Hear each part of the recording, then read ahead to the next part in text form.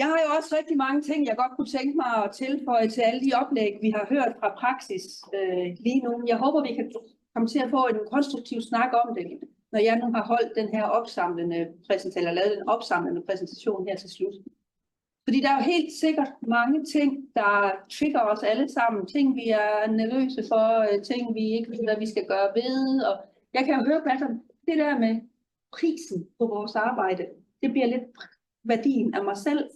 Og vi skal jo alle sammen leve, og det er jo omdrejningspunktet for os alle sammen. Vi bliver alle sammen nervøse, bange, fordi teknologien har disruptet vores arbejdsliv. Og jeg ved ikke, umiddelbart så tænker jeg niveauet af teknostress her i lokalet lige nu. Det ved jeg ikke, hvad I siger. Men det er jo det helt store spørgsmål i det der samarbejde menneske-maskine. Vi skal gå i dialog med hinanden.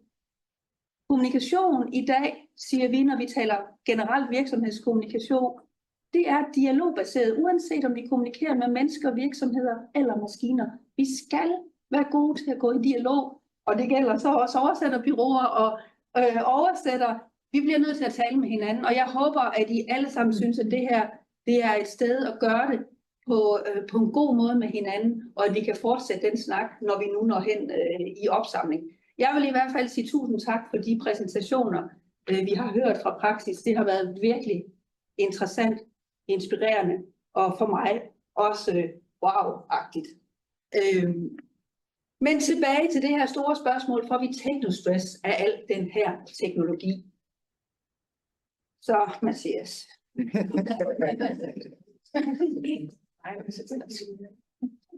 Jeg underviser jo i tysk. Og teknologi, ikke? Altså, jeg må da være glad for teknologi, og det er jeg da selvfølgelig også med den forskningsprofil, undervisningsprofil, jeg har valgt. Men jeg vil da helt afgjort sige, at blandt mine kolleger, også hos mig selv, har vi helt klart teknostress af mange forskellige årsager.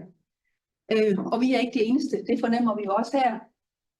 Begrebet teknostress, det er ikke noget, vi først har opfundet nu, men vi hører alle sammen om det nu. Jeg tror, Christina, du havde teknoangst med på din liste. Men teknologi har jo været noget, der har påvirket os alle sammen igennem mange år.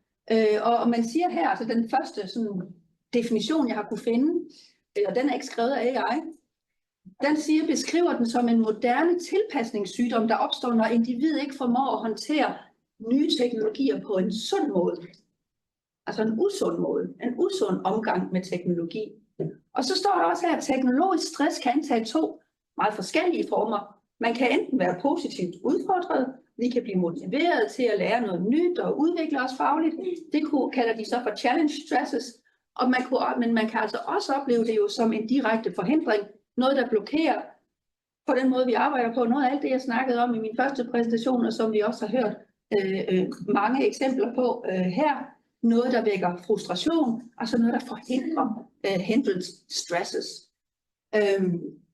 Det er sådan den, hvad skal man sige, den brede beskrivelse af, hvad teknostress er for noget. Så det kan være negativt, det kan være positivt, men de fleste af os, og det meste af det, man læser omkring teknostress, det er helt klart den sidste.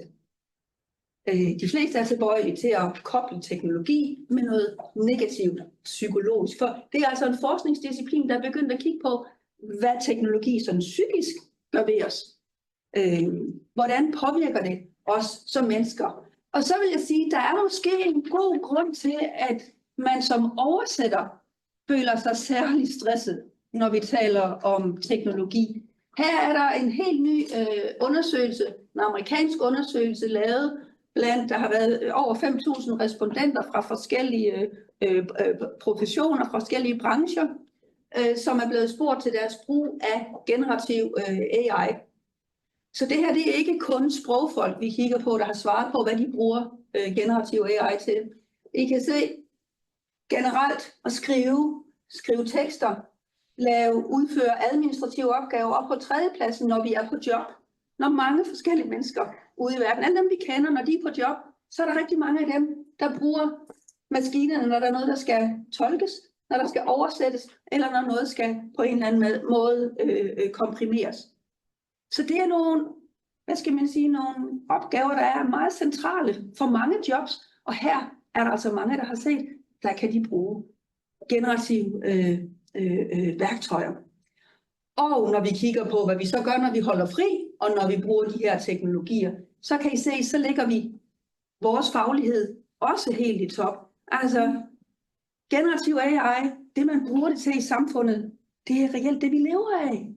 Så der er rigtig mange, der bruger de her værktøjer til at producere oversættelser, som i en formentlig, ikke altid i hvert fald, faglig professionel kontekst. Men det tyder jo på, at noget af det, I har snakket om, at vi får færre opgaver, andre opgaver, der er nok nogle af jeres opgaver, der ligger gemt i de her tal, kunne jeg forestille mig. Altså opgaver, som man nu bruger teknologien til at løse, som man tidligere sendte ud til jer. Og så har jeg taget et par eksempler med på det her med teknostress. For som sagt, så er det ikke kun oversætter, det er et samfundsfænomen, det her. Nyt studie fra august i år, teknostress kan føre til udbrændthed hos sundhedspersonale. De kæmper med computerfrustrationer. Det er en overset type af stress, siger forskere. Og her kan I se, ifølge ham opstår den specifikke type af stress, især i brancher, hvor der er mere på spil, end at det bare i øjeblikket er frustrerende, at teknikken driller. Så det er jo ikke bare det der med, at den her, den ikke virkede. Vel? Det er jo meget mere end det. Det er jo, når det pludselig går, altså, vi er dybt frustreret over teknologi, der ikke virker, der driller og står i vejen for det, vi egentlig skulle lave, synes vi pludselig ikke kan udføre vores job, som vi plejer. Teknologien sætter spørgsmålstegn ved os og vores faglighed. Det er altså et fænomen, som dækker meget bredt. Hvis man så er underviser, forsker, sprogunderviser, der er en side, jeg følger med i og læser hver eneste uge, når der kommer nyt. Viden AI. Her er der fokus på sprogundervisning og AI, og hvad teknologien gør ved det at være underviser, ved det at være studerende, være elev. Og der kan I se her fra oktober, ugens nyheder, Danmark i teknologisk tornerosesøvn. Okay, måske er vi ikke helt så fremme i bussen alligevel. Sådan noget med sprogmodeller bliver mere overbevisende og mindre korrekte. Der har vi den, og det er noget, jeg gerne vil komme. Vil ikke huske mig på det, når vi kommer til opsamling. Jeg vil gerne sige noget om, hvorfor er det de maskiner, de laver alle de her fejl, som Christina også nævner, og som andre også har sagt noget om. Altså, hvorfor er det? Hvad ved vi om, hvorfor de laver fejl? Og så ikke mindst her, kan AI erstatte lærer? Vi har længe hørt også i den offentlige diskussion tale om forskellige jobfunktioner, som er truet. Og der oversætter der altså helt sikkert også blandt dem, men det er jo også juristerne, og det er mange andre. Og det er altså også blandt os lærere, der siger, jamen hvordan pokker? De studerende, de kan jo bare spørge dem om et eller andet, og så får de et svar, og så hvordan skal vi udprøve dem til eksamen, og hvordan skal vi overhovedet sikre, at de bliver dannede mennesker, at de ved noget. Nu har vi lige hørt fra jer, hvor vigtigt det er, at de unge mennesker, at vi alle sammen ved noget. Baggrundsviden er for mig den vigtigste kompetence i en AI-tid. Ingen tvivl om det. Fordi det er i forhold til fakta, vi har de allerstørste udfordringer med de her teknologier. Og det, som sagt, snakker jeg gerne om, hvorfor det er tilfældet. Og her står der så faglig sorg, når kunstig intelligens forandrer underviserens virkelighed. Og på den her hjemmeside, der findes der også en artikel, som fokuserer på det her faglige sorg, og her er det jo så ment i relation til undervisning. Men jeg tænker faktisk også, at det kan være en måde at sætte ord på det, mange af os også som oversættere oplever. Fordi man kunne sige, at den her faglige sorg, den har 5 dimensioner. Det her med, at vi oplever på en eller anden måde en identitetsændring, et tab af nogle arbejdsopgaver, af hvem vi er, det man kunne kalde, altså som sagt, sorg, og beslægtede begreber, identitetskrise, rolleændring, tab af kontrol, sorgproces, hold da op, vi skal til psykolog alle sammen, ikke? Professionel melankoli, eksistentiel tristhed, og det er altså den dimension, man kalder for teknostress. Men der er også det, kan I huske, jeg sagde noget om, at forskningen viser også, at vi som oversætter, jamen så er der altså også en oplevelse af tab af autonomi, at vi ikke selv bestemmer over vores arbejdsliv mere, vores processer. Det gør reelt selvfølgelig også bureauerne, men de er også i lige så høj grad styret af teknologien. Vi er alle sammen living in a box. Ikke? Det er jo det, teknologien er skabt til at kunne, der så bliver normen for, hvordan vi arbejder. Det er virkeligheden. Forandringer i, altså følelsen af magtesløshed her, forandringer i de faglige relationer, vi kommer langt sjældnere i kontakt med mennesker. Vi sidder alle sammen ude som freelancer og snakker kun med nogen gennem en mail, eller hvordan det nu foregår. Så den personlige kontakt, det bliver digital kommunikation i stedet for. Så det her med faglig udvikling og tilpasning, jamen det er der jo behov for. Vi har brug for at kunne tilpasse os den her nye, virkelighed. Og så er der også den dimension, hvor man siger ændring i oplevelsen af mening i arbejdslivet. Altså meningen med arbejdslivet kunne vi spørge hinanden om, ikke? Hvad er det? Så den her faglige eksistentielle refleksion, søgen efter mening og selvforståelse i arbejdslivet, det vil jeg gerne tale med jer om i den her del af mit oplæg. Og bare for at sige, hvordan nogle undervisere sætter ord på den her nye virkelighed, så er der her nogle siger, at indførelsen af ny teknologi kan ifølge Poulsen og Meyers forskning medføre, at undervisere oplever ændringer eller bortfald af arbejdsopgaver og processer, det kan vi også sige ja til, ikke? Der ellers har været en central del af deres professionelle virke. Det kan føre til en form for identitetskrise, hvor de må gendefinere, hvad det vil sige at være underviser i deres fag. Det var reelt også det, vi hørte fra Steffen og Natalie, at vi skal gendefinere os selv, og Christina siger, at vi skal rebrande os som profession. Og undervisere kan føle sig overvældet og overbelastet af konstante krav om at holde trit med den teknologiske udvikling. Og jeg oplever mange, der kommer og beskriver en følelse af utilstrækkelighed, hvor de ikke mener, at de besidder de nødvendige kompetencer til at integrere teknologien effektivt i undervisningen. Og jeg tror, vi kunne udskifte undervisere og undervisning med oversættere i vores branche. Ikke? Her møder jeg også nogen, der udtrykker en frygt for overflødiggørelse, hvor underviserne bekymrer sig om, hvorvidt intelligente systemer kan erstatte dem helt eller delvist. Der er lige nogen, der har været ude at sige, at vi kan reducere antallet af lærere i Danmark med 9.000. Okay. Så mange oversætter har vi ikke, har vi det? Men hvis vi så lige kigger på det sådan mere igen, psykologisk, siger mig, dem der eller vil jeg gerne sætte fokus på nu, så opererer man med forskellige former for teknostress. Man har en type, man kalder techno-overload, altså når man føler sig tvunget til at arbejde mere og hurtigere. Det tror jeg også, vi har hørt lidt om i dag. Så er der det her med techno-complexity, når man ikke føler helt, man forstår teknologien, så får man den her følelse af, at man ikke selv er dygtig nok. Så taler man om techno-invasion, altså når man føler, at man konstant skal stå til rådighed. Den tror jeg lige, vi havde en snak om, Thomas, om det her med, jamen, de opgaver, der bliver tilbudt, de bliver tilbudt på den anden side af kloden, og så siger vi ja tak, og så skal de leveres lige om lidt, og deadline. Altså, vi skal bare være der, når opgaverne er der, og mailsene, de vælter ind 24 timer i døgnet. Men der er også det, man kunne kalde techno-insecurity, når man er bange for at miste sit job helt eller delvist. Og så er der også det her med, som vi også har snakket om, en form for usikkerhed, når man føler, at man simpelthen ikke kan følge med den teknologiske udvikling, og at man ikke har tid til at sætte sig ind i hvad der sker. Så der er jo mange, elementer, der kan gøre, at vi føler os stresset af al den her teknologi. I formiddag så sagde jeg noget om den her rapport, jeg har lavet sammen med kolleger, om danske translatørers brug af teknologi og deres oplevelser, og der spurgte vi blandt andet også til det her med technostress. Og da de her 5 creators, som I ser her, omformede vi til 6 spørgsmål. Vi gjorde det her spørgsmål 4, det lavede vi om til 2 spørgsmål, fordi vi synes det måske var lidt bredt at sige, det kunne jo godt være, der var et step før man mister sit job.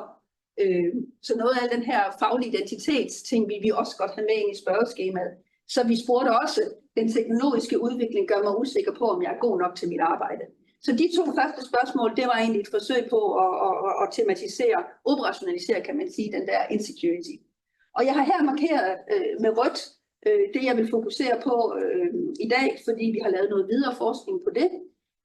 Og jeg har her tilladt mig at markere de 2 første blokke, den blå og den orange, kan man sige. Og der kan I se, det er dem, der er meget enige i udsagnet, og dem, der er enige. Så hvis vi nu siger, jeg ved ikke, om I er enige med mig, jeg vil sige, kan vi tillade os at sige, at dem, der siger, at de er enige i et udsagn, eller meget enige, de føler en vis grad af teknostress, lige i forhold til den dimension. Så I kan se, da den her spørgeskemaundersøgelse blev lavet, og det var data, der blev indsamlet blandt medlemmerne af Translatørforeningen. Der var 82 mennesker, der besvarede det. Jeg tror, der var 212 medlemmer på det tidspunkt. Der var 82, der besvarede det. Så en besvarelsesprocent på omkring 40. Og af dem var der altså her 42%, der siger, at de faktisk er bange for at miste deres arbejde. Overraskende for mig, lidt faktisk. Sikkert ikke for jer, men for mig var det over. Jeg troede, de 2 de ville hænge sammen på en eller anden måde. Men det gjorde de ikke. Så I føler det som et udefrakommende, hvad skal man sige, en udefrakommende trussel. Det er ikke noget, der ligger i os. Så I føler faktisk ikke, I bliver dårligere til jeres arbejde, som følge af teknologien. Og det synes jeg jo, I skal tage konstruktivt med videre. Altså det er jo det, I skal gå ud og argumentere med, at I faktisk kan alt det, selvom der er teknologi, der er kommet på banen. Og så kan I se i forhold til de andre spørgsmål, 39%, jeg kan ikke finde tid til at udvikle mine kompetencer. Igen her, 41%, teknologien tvinger mig til hele tiden at være, hvad skal man sige, til stede online. 36% siger den store matematiker her. Teknologien tvinger mig til at arbejde hurtigere eller mere, og så det gør mig usikker, at den teknologi, jeg skal bruge hele tiden, ændrer sig. Det svarer 27% ja til. Så jeg vil egentlig sige, der var på det tidspunkt en forholdsvis stor grad af teknostress blandt danske translatører. Og det er da ikke godt, må man sige. Men det vil vi så gerne blive lidt klogere på. Så sammen med Marian fra KU, Christine fra Aalborg Universitet, og så mig selv selvfølgelig, satte vi os for at kigge nærmere på de tal, vi så her. Så vi har indsendt en artikel, den er ikke udkommet endnu. Vi håber, den ryger igennem. Men ved aldrig, for vi får også røde streger retur, når der kommer artikler tilbage. Så satte vi os for at undersøge, men er der nogen, kan man sige, hvad er det, der fører til teknostress? Kan vi se noget i data? Er der et mønster? Så vi havde nogle hypoteser. Vi sagde, okay, vi tror, at dem, der har mindst professionel oversættelseserfaring, altså dem, der har været i branchen i kortest tid, de er mere tilbøjelige til at anvende oversættelsesteknologi, end dem, der har været i branchen i mange år. Vi havde en hypotese, der sagde, at oversætterne, der har arbejdet længst i branchen, de er mere negative over for oversættelsesteknologi, og oplever derfor mere techno-insecurity, og det var jo den dimension med, at vi er bange for at miste vores job, og føler vi, det går ud over vores faglige identitet, eller vores oplevelse af at være gode nok til vores job, end dem, der har været kortere tid i branchen. Og så sagde vi tror, at dem, der anvender oversættelsesteknologi, de føler en mindre grad af den form for teknostress, end dem, der ikke anvender oversættelsesteknologien. Hvad tror I svaret er? Hvad tror I? Havde vi ret? Er der nogen af dem, vi ikke havde ret i? Hvad tror I? Jeg tror meget af det, man kan blive stresset over som oversætter. Det er at oversætte teknologien og oversætte programmerne. Nogle gange så er det jammerligt. Så er det jammerligt. Ja. Og så ved hvis vi for eksempel oversætter på et bureau og så videre, og så spørger man for eksempel projektlederen, og de ved heller ikke noget. Nej. Og så sidder man der, og så skal man selv finde løsningen, og der kan man altså godt blive meget, meget træt. Ja. Jeg er ikke bange for ny teknologi, og jeg sidder og trykker og alt muligt, og søger og så videre. Men altså, nogle gange så siger man bare, hvordan kan vi dog vælge det her program? Ja. Det er jeg sikker på, at det er helt rigtigt. Det tror jeg, mange kan genkende. Men er der nogen, der har et bud? Er der nogen af hypoteserne, der ikke holder? Og I er sikre på, at det er garanteret rigtigt? Ja? Jeg tror ikke, etteren holder. Du tror ikke, etteren holder? Nej? Nej? Okay, lad os kigge på det. Kan I høre? Ja. lad os kigge på det. Her ser I så vores resultater, og jeg skal sige her, at vi har lavet deskriptiv statistik på det her, så vi har lavet gennemsnitsberegninger. Vi har forsøgt at sætte en økonom på, en statistiker, en makroøkonom, der skulle forsøge, om vores data de var statistisk signifikante. Men der fik vi bare tilbage, der er desværre for få danske translatører til, at I kan sige noget med sikkerhed. Så vi har måttet nøjes med at lave gennemsnitsberegninger. Og det vi har gjort her, det er, at vi har undersøgt teknologierne, altså CAT-værktøjerne, dem der bruger maskinoversættelse, integreret, altså aktiveret i CAT-værktøjet, og så dem der bruger browserbaseret maskinoversættelse. Og så kan I se, at tallene her har vi udladt generativ AI, fordi der var så få translatører, der på det tidspunkt brugte generativ AI, at det gav ikke mening overhovedet statistisk at begynde at kigge på de tal. Så inddelte vi på opfordring af vores økonom, vores statistikere, respondenterne, og I kan se, der var jo i alt her kun 63 respondenter, fordi vi havde jo brug for, at det var 63 respondenter, som faktisk havde besvaret, at de brugte de her værktøjer og samtidig besvarede spørgsmålene om teknostress. Og det var der altså kun 63 ud af de 82, der havde gjort. Så I kan godt se, at det er et meget begrænset datagrundlag, så vi vil teste på langt, altså større tal, ikke bare i dansk kontekst, ikke kun blandt translatører, men finde ud af, hvad er det egentlig, der forårsager teknostress. Vi inddelte så respondenterne i 2 grupper, alt efter deres oversættelseserfaring, og I kan se, I har været her i nogle år efterhånden. Gennemsnittet 23,68 år, så vi sagde dem, der er under gennemsnit gruppe A, over gennemsnit gruppe B. Og så kan I jo se fordelingen her. Så resultatet på spørgsmål 1, dem med mindst erfaring er en smule mere tilbøjelige til at anvende teknologi, bortset fra CAT, men resultatet, skal vi lige huske, er altså ikke signifikant. Vi kan jo se, at her dem, der er under, under gennemsnit, der er tallet 83, her er det 84, så der er en meget lille forskel. Her kan vi se en lille forskel og en lille forskel, hvor vi har overvægten her. Derfor har jeg så konkluderet her, dem med mindst erfaring er en smule mere tilbøjelige til at anvende teknologi. Så vi kan sige her, rent faktisk, jo mindre erfaring, desto større brug. Hvis vi kigger på erfaring, og så i relation til stress, så igen så inddelte vi respondenterne i de samme 2 grupper. Så kiggede vi på de 2 spørgsmål her, altså er jeg bange for at miste mit job, eller jeg gør mig bange for, om jeg er god nok til mit job, eller er jeg bange for at miste mit job.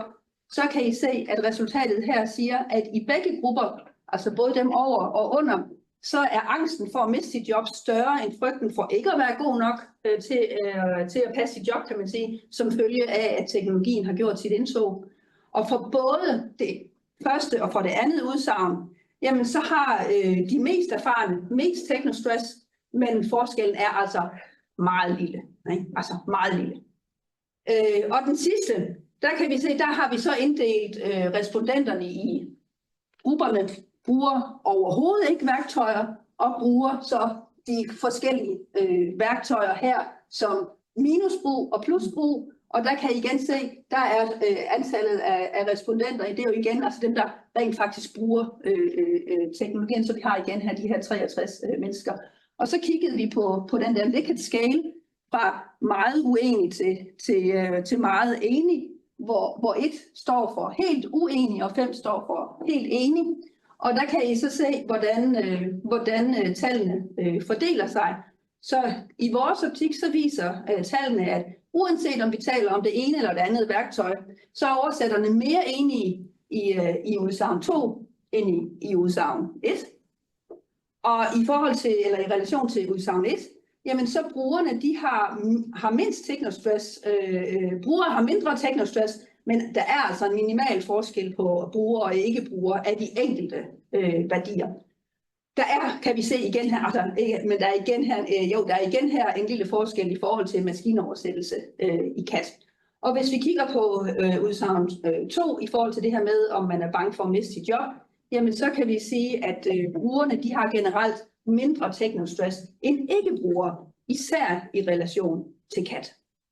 Men som sagt, husk igen, meget, meget små datamængder, vi kigger på her. Altså, jeg vil bare høre, om der måske har været lidt snak om man kan sige, at under 23,1 er mindre erfaring. Selvfølgelig relativt mindre erfaring i forhold til 25 år, men hvis du har været 20 år i branchen, så har du vel meget erfaring. Jo. Det Virker det ikke lidt mystisk Jo. at sammenligne de to? Jo, fuldstændig. En med 20 og en med 25, så siger at den med 20 har mindre, og er derfor repræsentativt for den med mindre erfaring. Du har fuldstændig ret. Ja. Men det er jo et forsøg på, når man skal repræsentere det statistisk, og kunne overhovedet se, om der er nogle forskelle. Så det her skal I betragte som vores første forsøg på at teste nogle meget brede hypoteser, og så vil vi meget gerne gå videre med at kigge på. Men fordi vi har så få data, gav det ingen mening at inddele respondenterne i mindre grupper. Det var vores allerstørste problem, som rent videnskabeligt. Ja. Så I på respondenternes sprogkombination? Det har vi ikke gjort i det her Fordi studie. jeg ved fra rent faktuelt, ved I mere end sig. Jeg ved, der er nogen med nogle bestemte sprogkombinationer, der bruger aldrig teknologisk. Og så er der andre, der gør. Fordi det har også en betydning. Naturligvis. Især i forhold til alt, som er et sprog. Ja, det er klart. Fordi der er teknologien jo altså ikke så god, som når vi taler engelsk, for eksempel. Det siger sig selv. Var der en finger mere? Ja, det var sådan lidt det samme. Ja, okay. Ja. Jo, kan man. Eller ikke den forkerte. Det er nogen, men min tese er, at gennemsnitsalderen af medlemmerne i Naturforeningen er ret høj. Præcis.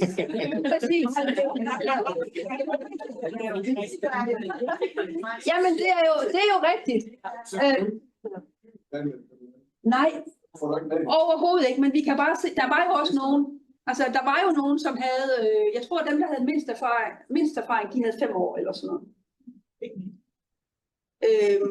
Og der var for få i den gruppe til, de har virkelig prøvet at lave, vi har set, ham statistikeren, han var virkelig på en opgave, prøv at sige, kan vi give det mening på nogen måde at inddele det her på andre måder? Og det gør det ikke med så få data. Der er jo sådan en gruppe her, der måske... Ja, tak. Ja. Vil I besvare sådan et spørgsmål? Ja, den prøver vi. God idé. Ja, det vil jeg meget gerne. Men lad os lige sige så, tjek. I hvert fald, hvis vi tror på de begrænsede data, vi har her. Og Claus, hvad siger tiden? Jeg siger 10 minutter endnu. 10 minutter endnu? Ja. Så meget af det, der også har været på tapetet i dag, noget I faktisk alle sammen har snakket om på den ene eller den anden måde, det er jo, hvordan forholder vi os til den her nye teknologi? Og der vil jeg godt præsentere jer for Bridges transition-model, som man især har brugt i min verden, kan man sige, i forbindelse med undervisere. Men der taler vi lidt om, at jamen, vi skal igennem en eller anden proces. Altså, vi flytter os jo. Vores holdninger, vores oplevelser, vores erfaringer med teknologi flytter sig jo. Jo mere vi bruger det, eller jo mere vi hører om det, eller jo mere vi læser om det, hvad ved jeg, så flytter vi os muligvis. Men det er jo helt normalt i enhver soveproces, hvis vi skal blive i den terminologi, så skal vi jo altså lige bearbejde det, og så går det fremad igen, ikke? Så må det ikke også, det sker for os den her gang. Steffen han sagde, dengang TM eller CAT de kom, der var det bare juhu. Jeg kan jo de billeder, det var juhu, men jeg vil bare sige, nej, det var der virkelig ikke i starten. Der var de danske translatører og oversættere, de var virkelig bange for CAT-værktøjer. Så der gik lige et stykke tid, før man tog det til sig, og lige nu er der ingen, der kan forestille sig at oversætte uden. Hvor må vi er hen om 10 år? Altså, det er jo super interessant, ikke? Men den her afslutningsfase, er det her, vi er lige nu? Det er sikkert individuelt meget, meget forskelligt, og det vil jeg gerne snakke med jer om lidt. Men hvor man siger farvel til det velkendte, og vi skal tillære os ny viden. På en eller anden måde, så forandres vores faglige ekspertise, og det kan da helt sikkert skabe en følelse af tab, vrede og forvirring. I den næste fase, hvis vi kommer over det, kan man sige det, så er vi nok i et eller andet limbo mellem det gamle og det nye. Vi anerkender på den ene side, at tingene de ændrer sig jo, men vi kan godt stadig føler os utrygge over mange forskellige ting i forbindelse med teknologi. Og mange kan opleve en usikkerhed også stadig om egen rolle, men man oplever også en glimtvis, har jeg skrevet her, teknologien som en kreativ hjælper.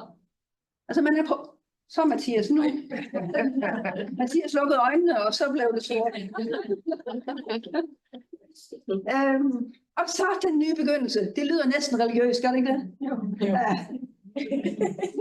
AI bliver gradvist mere og mere integreret i ens arbejdsliv, og man genfinder sin faglige identitet og stolthed. AI ses dermed ikke længere som en trussel, men som en naturlig praksis. Og jeg tror, med de oplæg, vi har hørt i dag, så er det forskelligt, hvor vi er henne. Og jeg er sikker på, her i lokalet er der også stor forskel på, om vi egentlig synes, vi er det ene eller det andet sted. Og jeg tænker, jo længere herover vi er, jo mere stresset føler vi os over teknologi. Så måske kan det være, at den her teknostress, den helt naturligt falder, når vi vender os til at arbejde med de nye teknologier. Men så kommer der sikkert en ny, og så skal vi have en avatar-oversætter med på kontoret, eller hvad ved jeg. Der kommer hele tiden nye ting. Men venner, jeg ved næsten ikke, om vi så prøver at bruge teknologien igen. Skal vi prøve, Mathias? Jeg håber, at den her kode, den så passer. Men i hvert fald, at I kan bruge den her. Jeg vil gerne have, at I starter med at afgive jeres svar. Med at sige, i hvilken fase befinder du dig af de 3 faser? Og når vi så har set resultatet af den lille undersøgelse, så vil jeg gerne have, at I diskuterer med hinanden helt kort. Har I teknostress? Hvad er det, der trigger jer? Hvad er det? Kan vi differentiere i forhold til de 5 forskellige former for teknostress? Og ikke mindst, hvad tænker I, at vi kan gøre ved det? Altså også præventivt. For en ting er jo, at man skal bekæmpe det, når man først har fået den dumme sygdom ind under huden, kan man sige. Men kunne man også gøre noget præventivt? Og det kunne også være måske den dialog, der er god at have med byråerne og med hinanden og med uddannelsesinstitutionerne og hvad ved jeg. Jeg håber, I kan få det til at virke. Og så er jeg spændt. Hvordan bruger man det? Hvis jeg går ind på menti.dk. Nej, mens I kom. Nå, det hjælper nok lidt.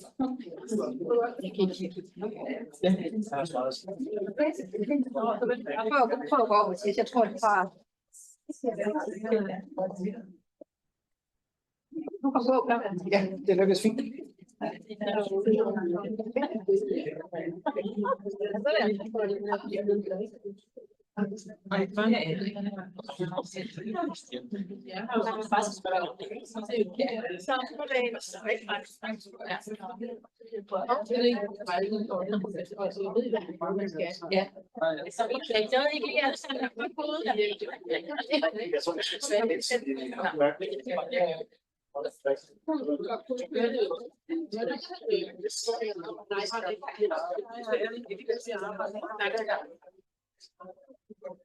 Men du kunne ikke få det virkelig.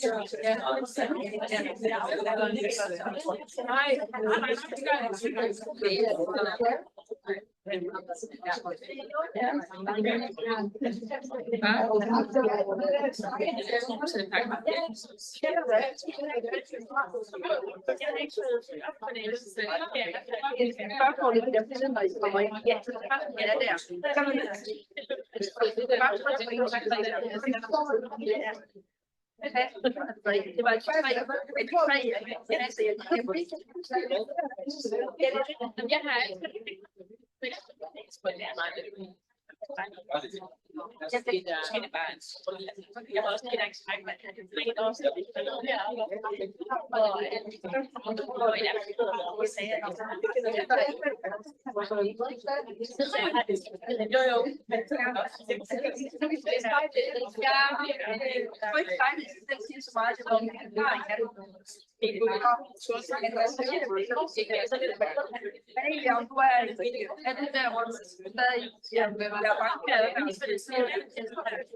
Det kunne se, at I ser godt for dig, eller er du derovre, hvor du faktisk gør det? Nej.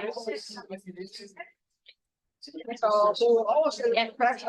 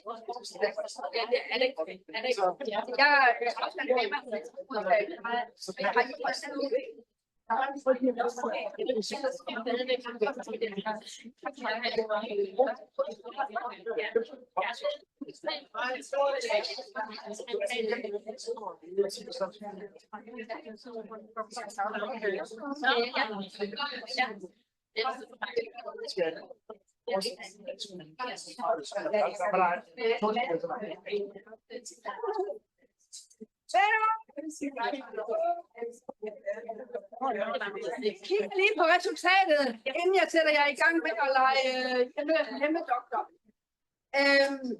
Prøv lige at se.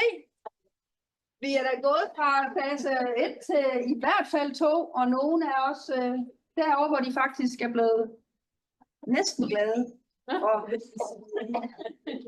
Så det synes jeg faktisk er super interessant. Så måske hvis vi lavede undersøgelsen blandt jer i dag, så var teknostressen ikke helt så stor blandt med. Interessant. Men tak fordi I lige tog jer tid til at gøre det her. Nu håber jeg, at I vil bruge de sidste par minutter på lige inden kaffen og kagen kommer. På lige at se. Skal vi godt op? Det er noget vi ikke, men har I nogle spørgsmål til mig lige i forhold til min præsentation her, inden vi siger tak for kaffe? Så tak for at lytte, og så god kaffe ting. Lad os lige få samlet op, eller få noget kaffe og kage på bordene, og så laver vi vores panelsnak i fællesskabet.